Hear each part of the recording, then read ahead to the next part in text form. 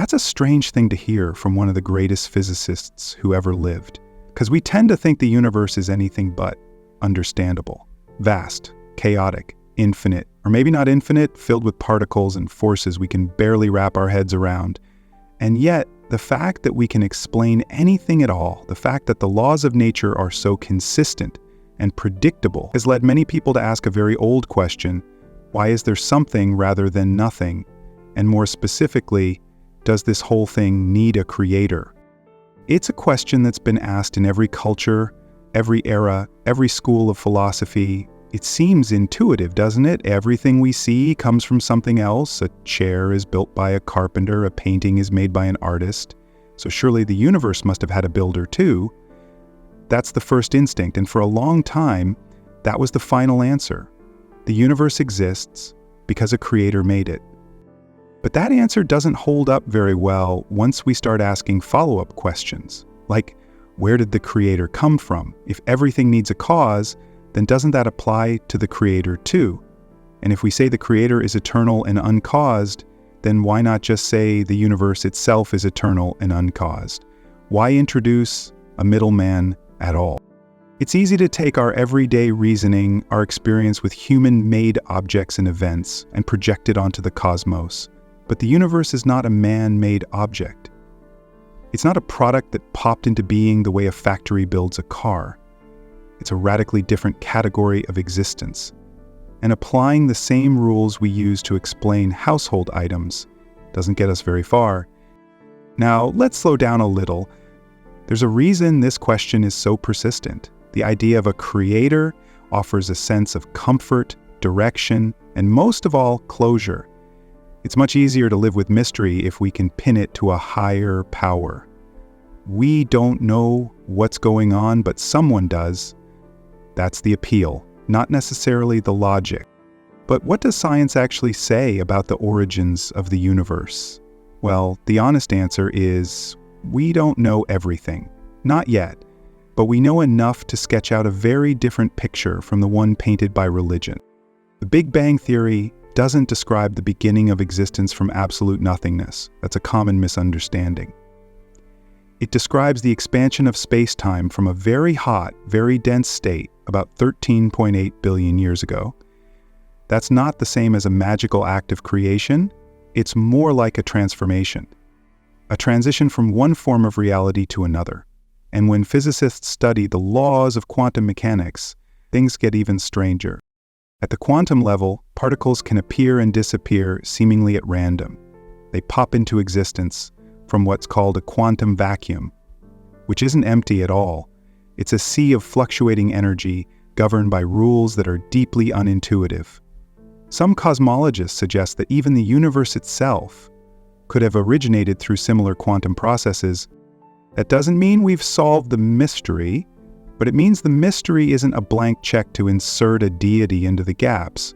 The gaps are shrinking, and they're being filled with testable models, not supernatural claims. There's also another problem with the creator idea that doesn't get talked about enough. Even if we granted the idea of a creator, that still tells us almost nothing. Is it one God or many? Is it conscious or unconscious? Is it a being at all or just a force? The word creator sounds simple, but it's just a label, not an explanation. And when people try to build out that label into a full theology, that's when things start to break down. Suddenly the creator cares what you eat, how you dress, who you sleep with, what you believe. But there's a huge gap between something caused the universe and that something wants you to pray 5 times a day and follow a specific rule book. That's not reasoning, that's a leap based on tradition, culture, and emotion, not evidence. And we have to be honest about where our beliefs come from. Most people don't believe in a creator because they studied cosmology or physics. They believe because they were raised in it, because their parents believed, or because their culture treats belief as a virtue in itself. It's inherited, not discovered. But the universe isn't shaped by what we're used to. It doesn't conform to our instincts or our traditions. It just is, whether we're comfortable with that or not. And maybe that's the real root of the question. Not does the universe need a creator, but can we emotionally handle a universe without one? A universe that isn't built for us, that doesn't have us in mind, that isn't part of a story with a beginning, middle, and end. It's not easy to accept that kind of reality.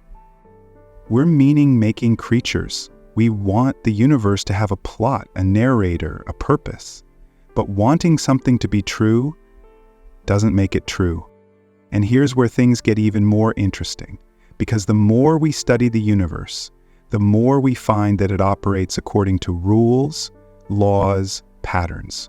And those rules don't point toward intention or design, they point toward structure, self-organization, cause and effect, from atoms to galaxies, from gravity to evolution. We see systems that build complexity from simplicity, not because someone planned it, but because that's how the physics works.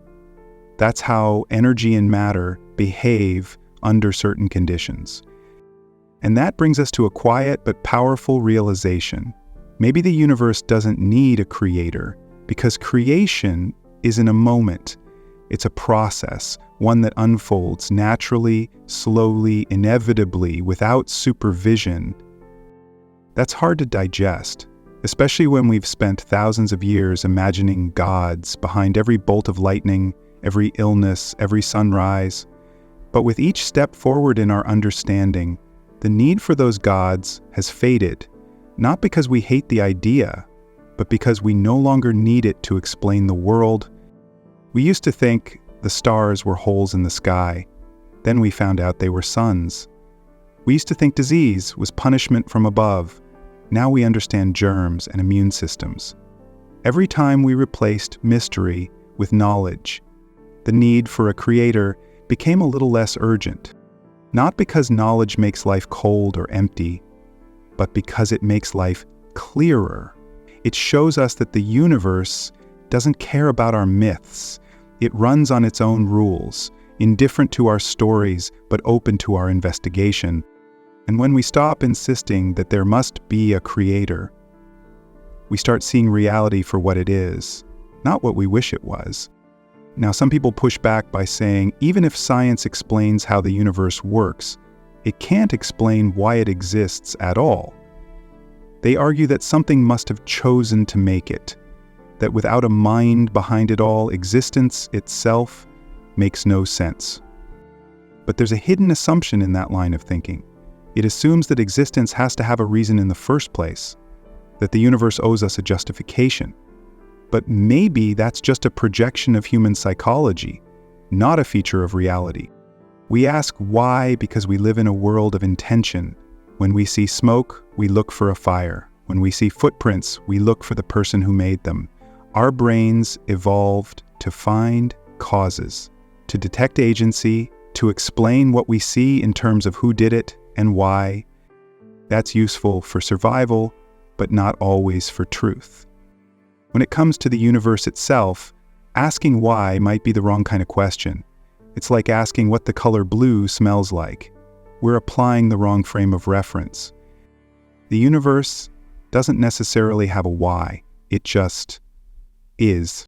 And that can sound cold or meaningless unless you shift your perspective, because there's something beautiful, even profound, about a universe that just is. A universe that doesn't require permission to exist. A universe that isn't the product of a mind, but the unfolding of natural laws. Not invented, not commanded, just real. It's tempting to think that without a creator, everything is random. But that's not the case either. The laws of physics are not random. They are incredibly precise, consistent, mathematically elegant. But they're not laws written by someone, they're descriptions of how things behave. They don't require a lawgiver, only a reality to observe. And this leads to another misconception, that the fine-tuning of the universe, the apparent precision of certain constants proves it was designed. You'll hear arguments that say, if gravity were just slightly weaker or stronger, life couldn't exist, so it must have been fine-tuned by a designer. But this argument confuses two things: life as we know it and the universe as a whole. Yes, our form of life depends on certain conditions, but that doesn't mean the universe was made for us. It could just as easily mean we exist because those are the conditions that happen to occur. We fit the universe, not the other way around. This is called the anthropic principle, and while it doesn't answer every question, it does shift the burden of proof. We don't need to assume a designer every time the numbers line up just right. Sometimes things align because, as where they can align, life arises in the places it can arise, and not in the places it can't. We don't marvel that puddles fit their holes perfectly, because we understand that puddles take the shape of the hole, not the other way around. So maybe we're the puddle shaped by the universe, not shaping it.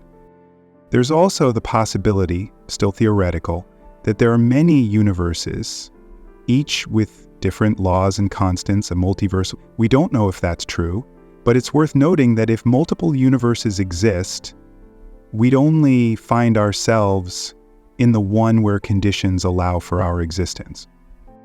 Again, not because it was designed for us, but because we couldn't exist in the ones where it wasn't. Of course, none of this proves there isn't a creator, but that's not the point. The point is, we don't need to assume one. The evidence doesn't require it.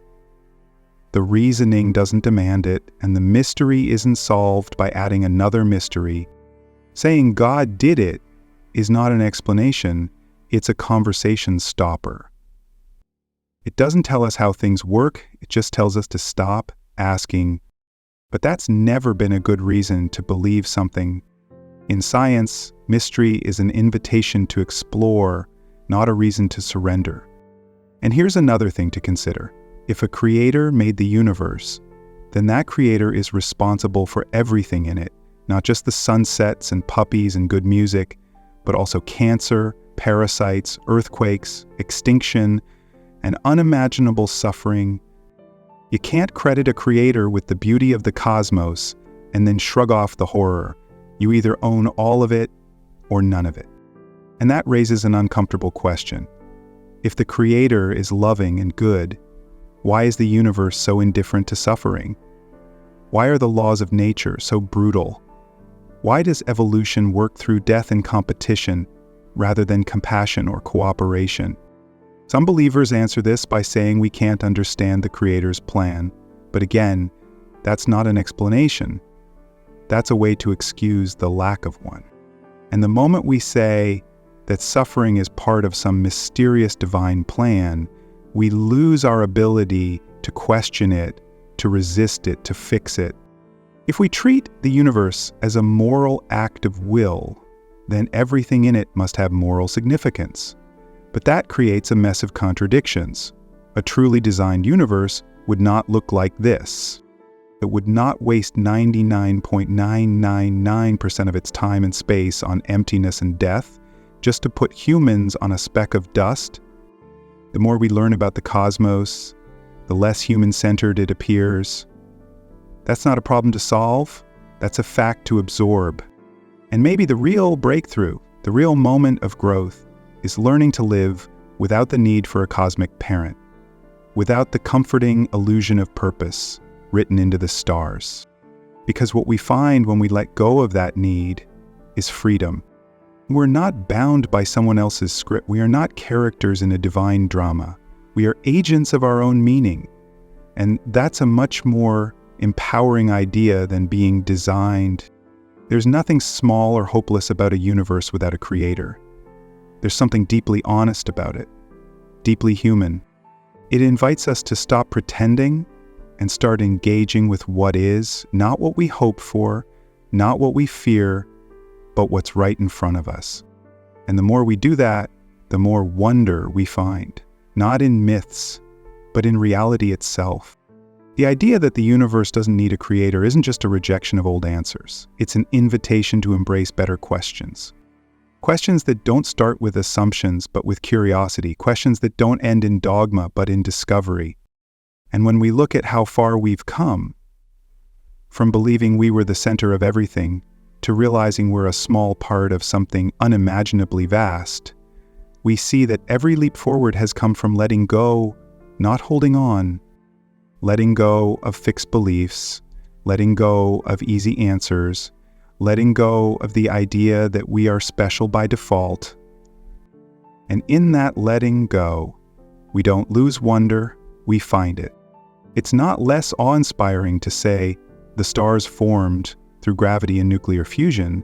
It's more awe-inspiring because it's true, because we can understand it, because it connects us to the fabric of reality instead of separating us from it. And this understanding doesn't just come from telescopes and equations. It comes from the courage to face uncertainty, to admit what we don't know, and to keep going anyway. There's a strange kind of humility in that, and a strange kind of strength. We don't have to pretend the universe has us in mind to find value in being alive. We don't need to be created to matter. We matter because we're here, briefly and probably, astonishingly. We matter because we can ask these questions, because we care about the answers. And maybe that's the most extraordinary thing of all.